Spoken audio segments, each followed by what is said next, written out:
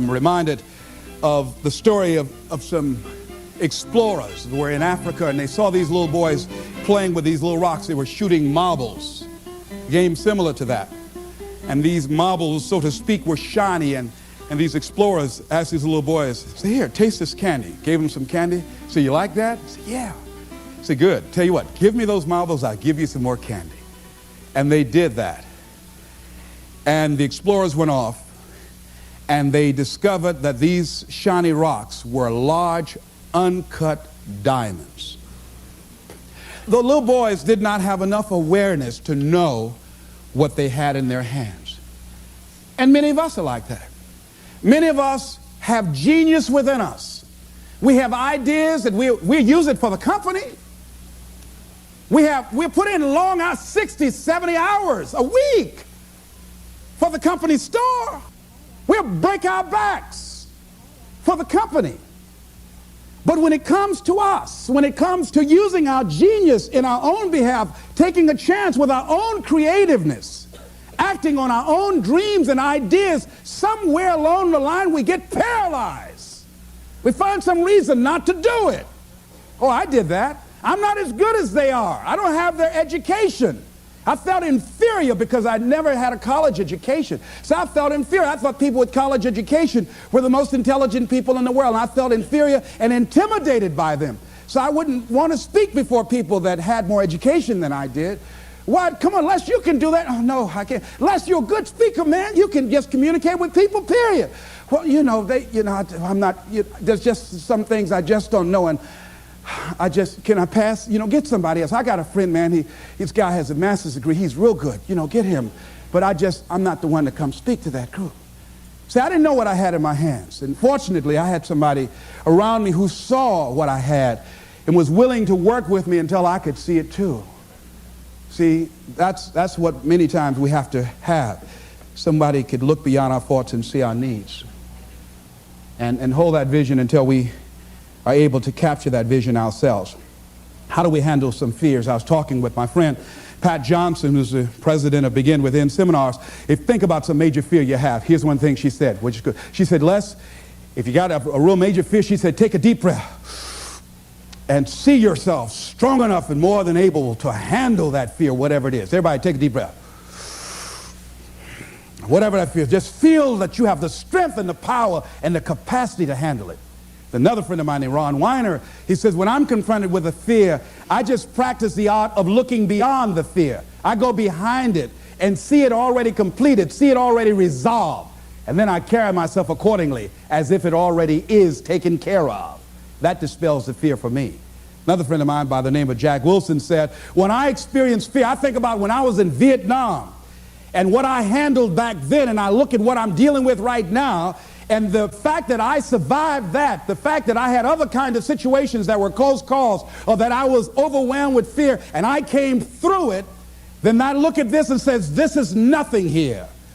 And we've all had that experience, what Jack had. How many of you had some situations that you were in that you were overwhelmed with fear? You didn't know how you're going to come out, how you're going to survive, and you did. You survived and you didn't die. Raise your hand if you survived, all right? So what you got to do, whatever that was, whatever that state of consciousness, whatever that self-confidence that you had, however you stood up within yourself, here's what we know, you survived. Here's what we know, you're still here. You didn't die. Hello, you did not die. You didn't die. You hear that? You didn't die. You're here right now. You got it and you handled that fear. You kicked it out of there. All right? Remember that play Color Purple? I remember when Albert told the girl she couldn't go with Suge. He said, where you going? This girl been wanting all her life live her dream. But she was afraid. She felt incompetent, and he had beaten her down, and her self-esteem had eroded. He said, where you going? You can't talk. Suge can talk. You ugly. You dumb. Suge got class. You ain't got nothing. Where you going? You ain't going to make it. You're going to fail. She said, look here. I might be ugly. I might be dumb. I might can't talk. She said, but I'm still here. I'm still here. And so as you begin to look at the fears in back of you, you came through those fears and you're still here. See, that's a testament about how powerful you are. And so whatever the volcano is, you have the capacity to take that volcano on, the capacity to jump in it and find your true identity. Here's another thing that keeps a lot of people from taking on the volcanoes and jumping into the challenges that they're confronted with: the fear of making mistakes or not feeling good enough. Guess what? You're going to make some mistakes. You're going to make a lot of mistakes. Guy said this, and it's true. He said, the person who has never made a mistake hasn't done anything. If you're going to make some mistakes, if you want to do something out here, you're going to fall flat on your face. You're going to be criticized when you come out into the arena called life. You're going to feel awkward and stupid and dumb sometimes. It goes with the territory. But it's okay. What's important is that you bring your stuff out here. Are you good enough? Prepare yourself. See, there's no substitute for competency. A positive attitude won't get it. Being enthusiastic won't get it. So you got to prepare yourself. You've got to develop yourself. You've got to practice. You've got to work. You've got to do your homework. You've got to do your research. See, a lot of people have a yes, I can attitude, but a no, I can't aptitude. And competency builds confidence. And confidence feeds into competency. See, the better you become, the more confident you feel. And the more confident you feel, the better you want to become. You realize that you have no ceiling. That you can better whatever you've done so far. You can go beyond that. You don't become cocky and arrogant, feeling that you've already arrived, as most people have. And that's why they've settled for less than what they rightly deserve in life. Because they feel they have arrived, and they say, well, I can rest now. I can rest on my laurels now. I've made it. No. As long as you're breathing, you've got some more work to do. There's something else for you to achieve. The publisher of USA Today said that unless you've made some major mistakes in life, you haven't started living yet. So a lot of people, if you've never made any major blunders, made some major mistakes, lost some serious money, taken some serious risk, you haven't started living yet. You don't call that living. Not rocking the boat, going through life quietly, tiptoeing safely to an early grave. No. You got to take some chances. You want to bring some adventure to your life. Repeat after me, please. I will develop myself. Sharpen my skills. I'm good. Better than good. And better than most. Shake somebody's hand on your right and left and say, keep getting better. Keep getting better. Keep getting better. Keep getting better. Here's something else. See, a lot of people, because they don't want to make any mistakes, it takes us to the next level. A lot of people don't want to fail. Fear of failure, fear of success, and guess what else? Fear of the unknown. I saw a guy last week, came up to visit me, haven't seen him for years. Bob Boyd from Columbus, Ohio. Bob Boyd introduced me to motivational tapes. Introduced me to a lot of motivational speakers and positive thinking, and a multi-level marketing company at that time called Bestline Products had an inspirational leader named Bill Bailey. Jim Rohn was in that as well. And so Bob Boyd, that folded. But here's what about Bob Boyd. Why I was interested in seeing Bob last week that drove up from Columbus. Bob Boyd, that I know has been involved, personally I know, and I've been involved in business deals with him. Bob has had at least 30 failures that I know. 30 business failures since I've known him, since 1972. Incredible. So I wanted to hear this deal that Bob was bringing me. Les, I've got to talk to you. So he came in the traditional Bob Boyd fashion. Hello, Les, how you doing? I said, fine, Bob. I wanted to know if Bob had lost in his fire, steam, had life beaten his dream out of him. Bob said, Les Brown, I've got a deal. You know, you get exposure to a lot of people. Man, I've got a deal. I'm thinking, does he want me to join Amway? What is this? Man, I've got something going. Man, this thing, man, Les, it's a money machine. I said, tell me about it, Bob. But here's what was going on in my mind. Bob didn't mention anything about all the losses, deals we'd lost some money on.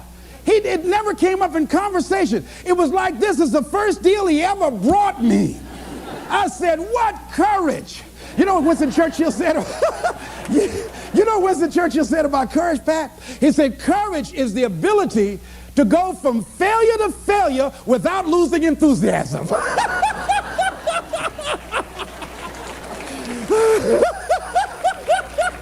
So you want to courageously hold on to your dream and not lose enthusiasm. See, Bob has not internalized failure. Things just didn't work out the way he wanted them to work out. He's still looking for his pot of gold at the end of the rainbow. And he was so fired up, traditional Bob Boyd fan. He took his coat off. Les, let me tell you something, man. You've got to see this deal. With the things you're doing, you're now on PBS. My God, Les, you'll make a fortune. Man, I just can't wait to tell you about it. I said, tell me, Bob, tell me. When he got to talking, I said, Bob, I want to be a part of it. He said, now explain to me what I just told you. I said, I don't know what it is, but I want to do it. I want to do it. I didn't even know. I felt like the lady that was with Joe. Joe decided he's going to jump in the volcano. He said, I'm going to go with you. He said, oh, you can't go. She said, oh, I want to go too. See, you get fired up about something. People will come to see you burn. They want to go too.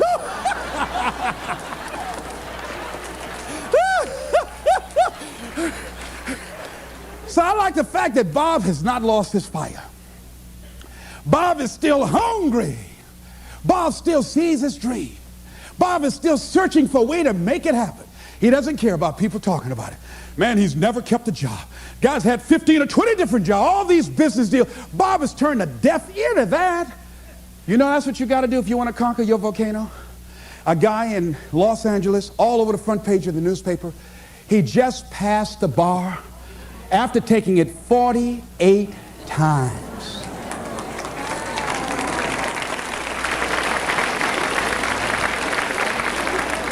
That bar was his volcano. He had more than enough reason and excuses not to take it. His son has a law firm. He could have been a legal assistant, a clerk.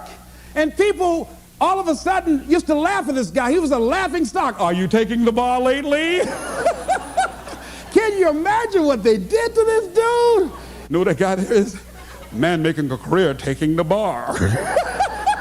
But by the way, he need to make a career to pass it. People will do that too. You know, people talked about John Kennedy Jr. failing the bar. Did you read in the newspaper that he passed? Yes. I didn't see that, but did they make a bigger deal about him passing as they did when he failed? No, you know why? People like to see you fail. They like to see that. People are like that. I don't know why it's set up like that. I was on the expressway, traffic was jammed up. You know what was happening? It was an accident. But people pull over to the side to get out of their car to go look, to see somebody else's suffering. That's why talk shows are so popular. So people like to hear other people's misery, get it caught up in that. Then they go magnify it in their own lives because that's all they focus on. I better not catch you going to any accidents here. Bob Boyd went to conquer his volcano like that gentleman who decided it doesn't matter how many times I fail. I'm going to courageously pursue it. I don't care what people say. I don't care what they think. This is something that I want that gives my life meaning and value. You got a volcano like that in you somewhere. There's something. See, at some point in time, all of us have seen our destiny. I was 6 years old, a man by the name of Reverend Ed Graham, a Mount Zion Baptist Church in Miami. I was 6 years old right before Christmas. My mother was ill. We had no food in the house. And this tall, strapping man around 6'1" came to the door with a food basket in his hand. And he says, hello, is this the Brown family? My mother said, yes. I understand that you have 2 sons and a daughter and that you have no food. Yes, I'm from Mount Zion Baptist Church, and around Christmas time we pass out food baskets to needy families. Take the basket in behalf of the church and have a nice Christmas. And when he walked out, I said, oh boy, I'd like to be like that man. And I went to his church and I used to watch him speak, and tall and powerful and dynamic speaker, such eloquence. One of his favorite people was the poet Kipling, who wrote, if you can keep your head when all about you are losing theirs and blaming it on you. What eloquence he had. And I said, oh, I would hunch Wesley. I said, Wesley, I'd like to be like Reverend Graham. Boy, he's powerful. A friend of mine, Mildred Singleton, my former fiance, she was with a school outing. But we're still good friends. She is y'all always dipping in my stuff, but anyhow. Somebody say, I'll take you, it's all right. But she was on a school outing, and they took her to a hospital, and she was in the operating room watching from a distance. And she saw someone working or doing eye surgery, and she says, that's what I want to do. She's just a teenager, and today she's an ophthalmologist. All of us have seen our destiny at some point in time, and we decided not to listen. We decided to ignore it and say, no, that's not for me. Life came in and slapped us side the head, and we stopped dreaming anymore. Bigger Thomas said, the impulse to dream has been slowly beaten out of me through the experience of life. And that's what causes many of us to give up on our volcano. The experiences and the challenges, the defeats, the disappointments, and the failures of life, that we decide to prematurely throw in the towel on ourselves, or to sell out on our true potential, sell out on living our dreams, feeling that we're not good enough, not wanting to make any mistakes, particularly if you're raised with a great deal of criticism. So you've got to be willing to prepare yourself and do the best you can, take your best shot, and let the chips fall where they may. And so as you begin to look at people become afraid of success because they feel they're not good enough, they can't handle it, the responsibility is too big. I've been there. And when you feel that way, you begin to unconsciously work against yourself to make sure that you don't get it. You begin to sabotage your own potential in a variety of ways, through procrastinating, through not taking care of business, not giving reports on time, not spending your time wisely, squandering your time looking at a lot of idle television, or spend all of your time lamenting and complaining about how bad things are, using your energy negatively rather than positively, complaining rather than producing. That's what we do when we're afraid of really making it. And when you're afraid of the unknown, when you're afraid to take that leap, when you're afraid to venture out there, that's a real challenge. I'm reminded about a little boy. Two little guys were out playing on some ice that was supposed to have been solid. And one of the little boys stepped on a thin area of the ice and fell in a hole. And as he began to start thrashing in the water, he began to move with the undercurrent to other areas of the ice, and his friend was there trying to help him, beating, hitting the ice, trying to save his friend. And he panicked, and he looked just a short distance away, and there was a tree, and he went and he ripped a branch off, and he came back trying to get his buddy out, and he just took the best he could and started scraping around the ice to make a circle. And when he did, he started beating on it and beating on it, and there all of a sudden the ice began to crumble, and he was able to pull his friend out to safety. When the paramedics finally got there, they saw what had happened, how thick the ice was. He saved the little boy's life, but what baffled them, they looked at the branch, and they looked at this little scrawny guy and said, how did he do this? It's impossible. They just went beating around the ice to see how thick it was, hearing the thumping sound. Said, how did he do that? I mean, it was a miracle that he was able to just take that branch and go around, make a circle, and beat the ice and pull him through. He's just too small. It's just impossible. And an old man standing around, hearing the conversation, stepped forward and said, I can tell you how he did it. He didn't have anybody here to tell him he couldn't do it.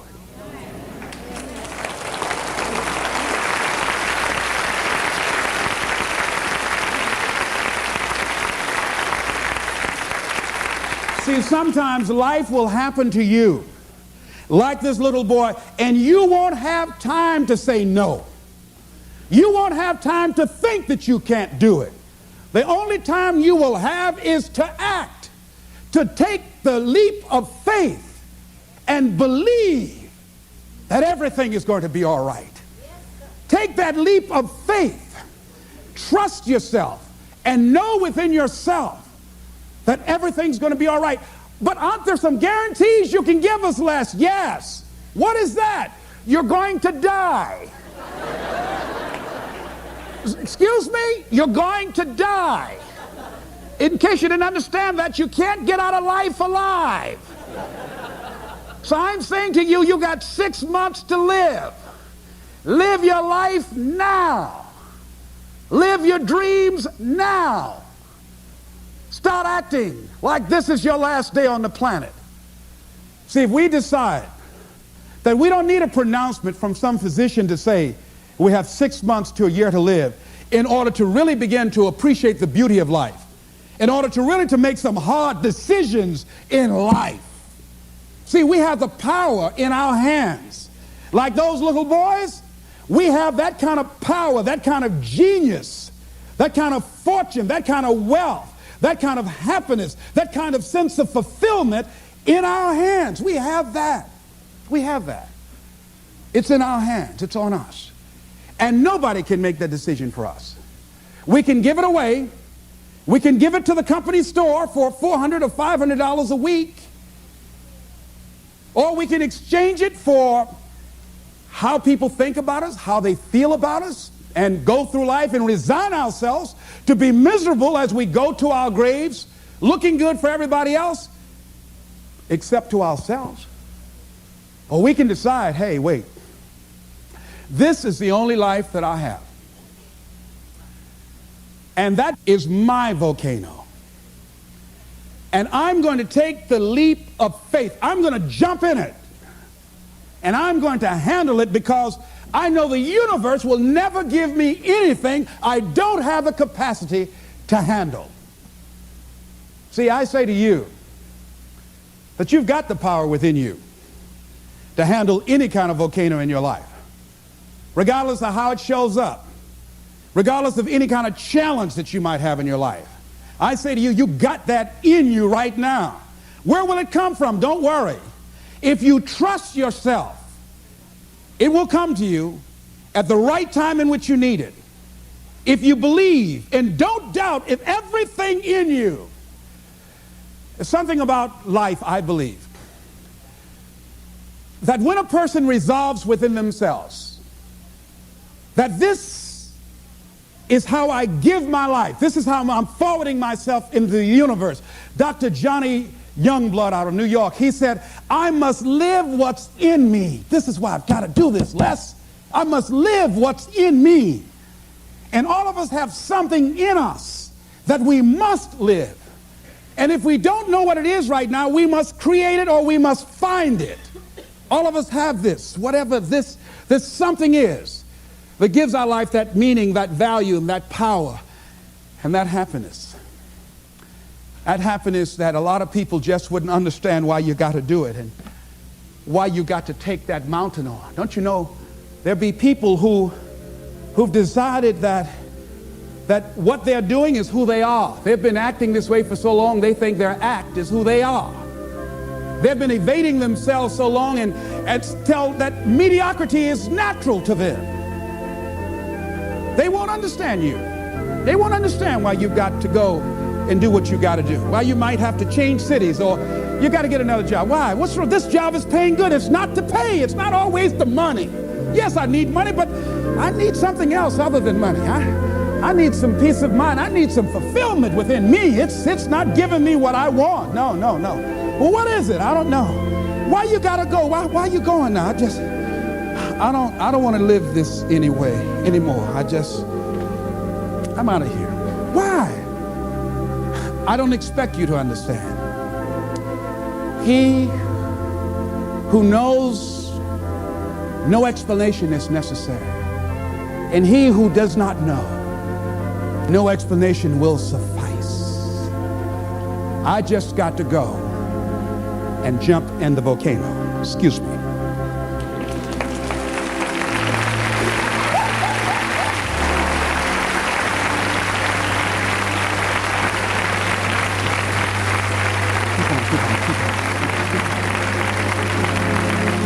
So I say, design your life so that it makes sense to you. It might not make sense to anybody else, but it makes sense to you.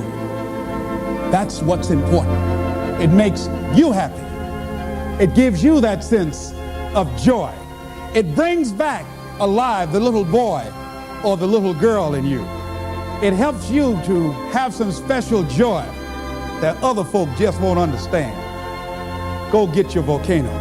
This is Mrs. Mamie Brown's baby boy, Leslie Calvin Brown, saying it's been a plumb pleasing pleasure as well as a privilege. Thank y'all again.